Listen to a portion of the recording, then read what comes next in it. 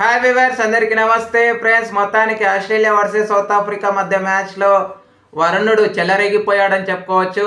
So ఈ match అయితే రద్దయింది. ఇరు జట్లకి ఒక్కొక్క పాయింట్ అయితే కేటాయించారని చెప్పుకోవచ్చు. ఇరు జట్లకి తలా 3 పాయింట్లు అయితే ఉన్నాయి.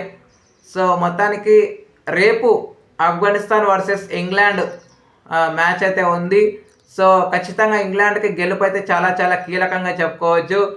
సో టాస్ కాస్త ఆలస్యంగా భావించిన కానీ వరుణుడు ఏమాత్రం ఆగకపోవడం వల్ల మొత్తం మ్యాచ్ అయితే చాలా వరకు వెయిట్ చేయాల్సి వచ్చింది. ఎంపైర్స్ మొత్తానికి ఎడదెడిపి లేకుండా వర్షం కురవడం వల్ల మ్యాచ్ అయితే రద్దయిందని చెప్పుకోవచ్చు. ఓకే, రేపు ఇంగ్లాండ్ వర్సెస్ ఆఫ్ఘనిస్తాన్ మ్యాచ్ అయితే ఉంది.